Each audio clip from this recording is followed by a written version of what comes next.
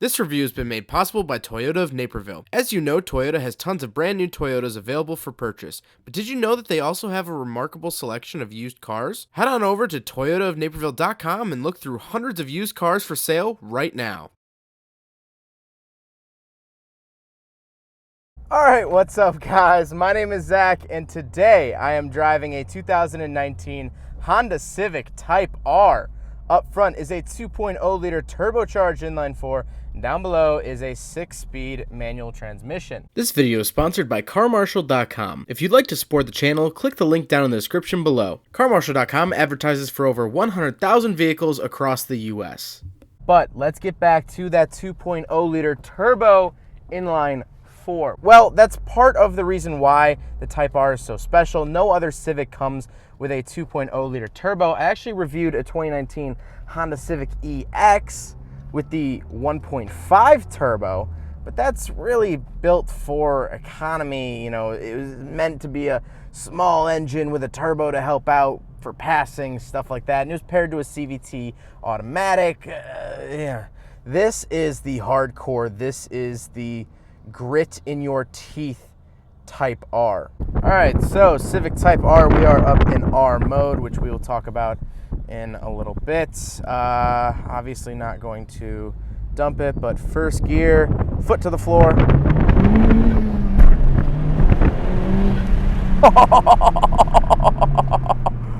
That is a quick hatchback. Now, like I said, paired to it, it is a 6-speed manual transmission. I love it. Honda absolutely knows how to make a manual transmission, and honestly, this transmission feels like a 1998 Acura NSX, or if you're overseas, Honda NSX. It's satisfying, it's light, it's easy. You don't have to worry about it. I'm not like, you know, it works. It's great, it's smooth, and I've always praised Hondas for this, and I've actually found it shocking about how many, you know, higher end, more praised auto manufacturers try to make manual transmissions, and they just can't make them like Honda can. It's really something else. Last but not least, the Civic Type-R is front wheel drive. Now, this is the interesting part, at least for me, is that at least in this category, turbocharged hatchbacks, you know, Subaru WRX back when they made a hatchback, the Focus RS, these top red line pushing hatchbacks are normally all-wheel drive. But Honda stuck with front-wheel drive, and so let's get it back onto the test track and see how it does handling and power-wise. So handling-wise, this car has a very stiff ride, but it stays pretty planted here on the test track. Wow! Oh my gosh! Oh wow. The suspension is great. I am in R+ mode. We'll talk about that later on, like I keep saying. But man, this thing feels planted. But because of that front wheel drive, I don't know if you could tell when I did that first pull, I did get some torque steer. You know, once I started really going and the boost really started hitting, it kind of wanted to fight me a little bit. And that's what I struggle with getting comfortable with front-wheel drive cars. Any high-power front-wheel drive car, I don't care what it is, you're going to have some torque steer issues. What that is you're flooring it, you're not giving any steering input. One wheel wants to go faster than the other. And I don't care what electronic diff, LSD, whatever.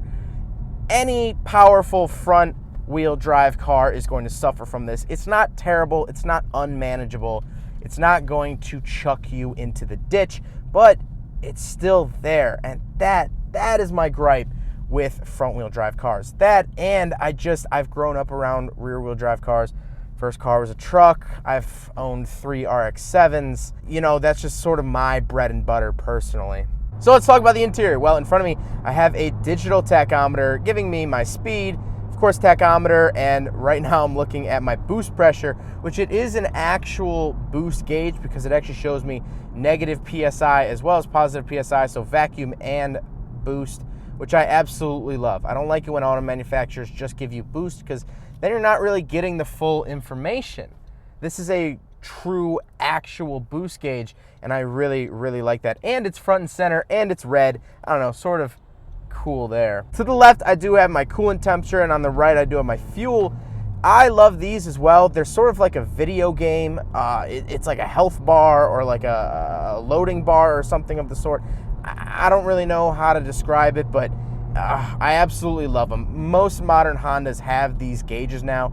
The Passport that I drove, the CR-V that I drove, the Civic that I drove, all of them had this same sort of gauge setup, and I am a big fan. If you go and watch my reviews of those cars, you'll understand. Then on the steering wheel on the left, I have my selector dials, so I can actually in the center screen look at my AM, FM, my different audio settings, stuff like that. And then on the right, I do have my cruise control options. To the left of me, I just have my traction control and a bunch of dead switches. Not really sure what this is for, and that's sort of upsetting because this is the higher trim level, the Type-R.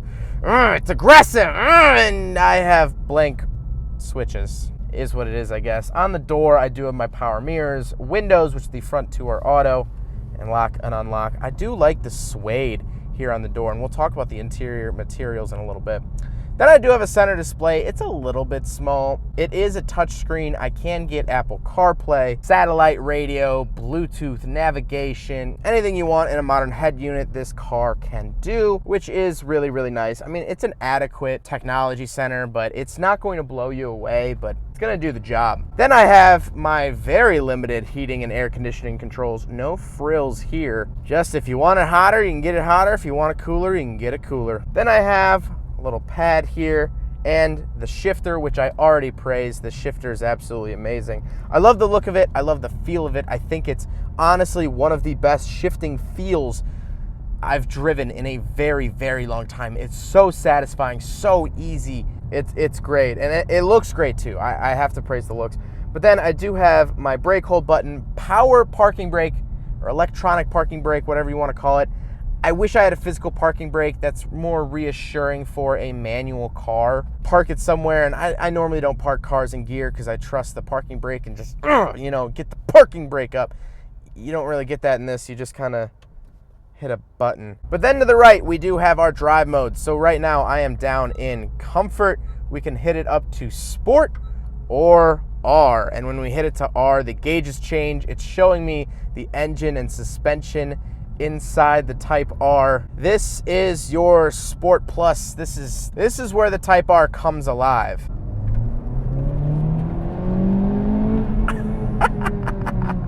Now, let's talk about the seats. The seats are decently comfortable.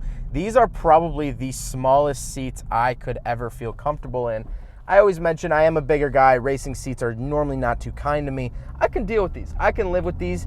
They are red. They are very red. And there is a very high lip getting into them, which is fine. It's easy to get into because they're really soft and plush. They don't hurt, that sort of lip.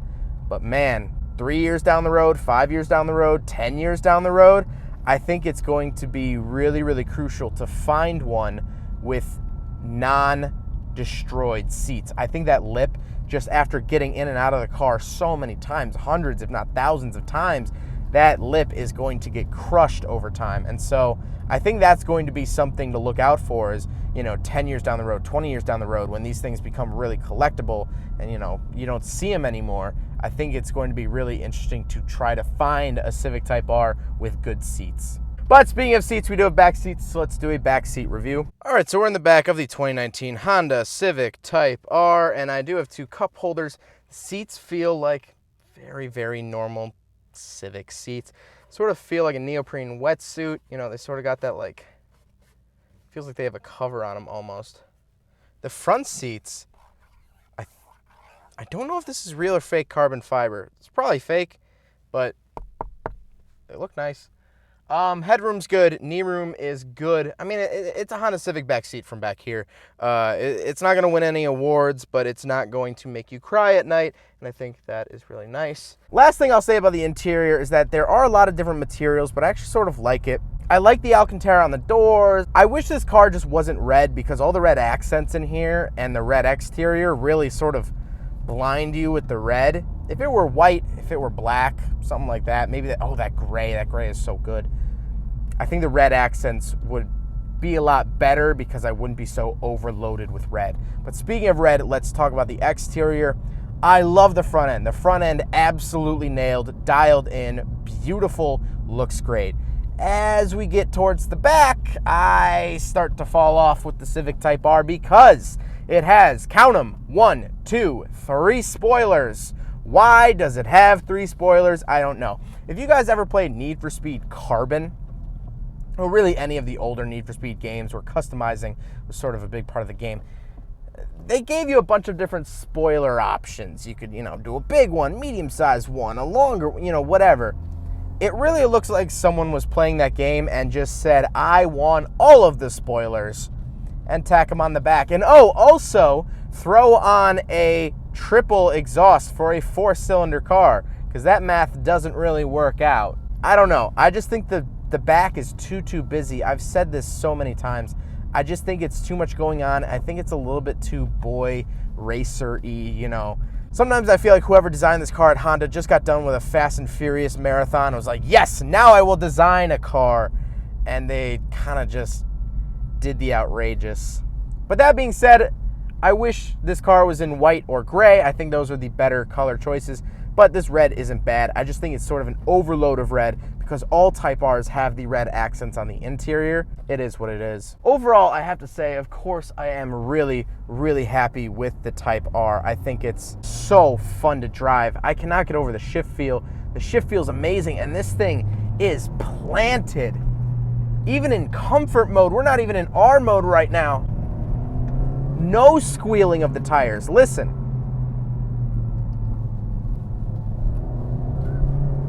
One little squeal. That's it.